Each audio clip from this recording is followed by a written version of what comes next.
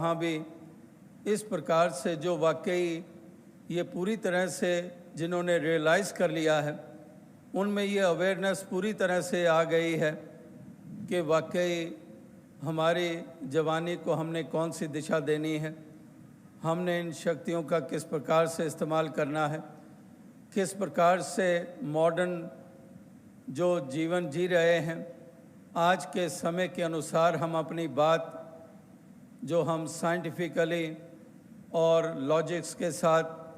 हम इस प्रकार से अपने हम उम्र वाले या जिन कैरियर्स में से सारे गुज़र रहे हैं, जो कैरियर्स जिन्होंने जो भी अडेप्ट किया हुआ है, तो अपने ऑफिसेज में, कॉरपोरेट ऑफिसेज में या फिर और जिस रूप में भी, चाहे वो कॉलेज गोइंग हैं, यूनिवर्सिटी गोइंग हैं, तो हम उसी लेवल के ऊपर, क्योंकि उस प्रकार से जो वेव लेंथ तो ऐसी बना ली जाती है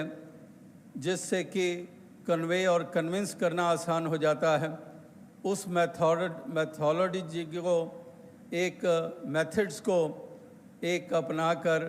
हम भी इस मिशन की आवाज़ को आगे से आगे पहुंचाएं, तो ये नौजवानों में ये रुझान यहाँ भी देखने को मिल रहा है, उन मुल्कों में भी देखने को मिल रहा है। लेकिन साथ ही साथ जैसे कहा कि सुचेत होने की भी ज़रूरत रहती है, चेतन होने की भी ज़रूरत रहती है। हिंदुस्तान में भी अगर समाज की दृष्टि से देखें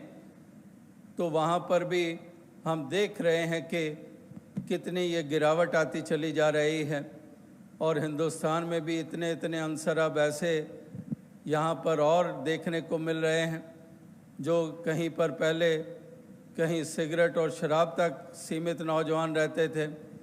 और अब तो ड्रग्स की तरफ इतना ज़्यादा बढ़ते चले जा रहे हैं। नहीं उनको एहसास कि अपने जीवन का और परिवार का कितना नुकसान कर रहे हैं। तो इसलिए चेतन होने की ज़रूरत, क्योंकि कदम कदम के ऊपर ऐसे प्रेरित करने वाले, एक अल्योरमेंट्स देने वाले, ये यहाँ पर कदम कदम पर हमें मिलते हैं, घूमते फिरते मिल जाएंगे, बड़ी सॉफ्टली कुछ एक आपको उस तरफ प्रेरित कर देंगे, बड़े सटल तरीके से आपको उस तरफ ले जाएंगे और इस प्रकार से कहेंगे कि जस्ट फॉर वंस ट्राई। तो ये भी निचोड़ निकाले हुए हैं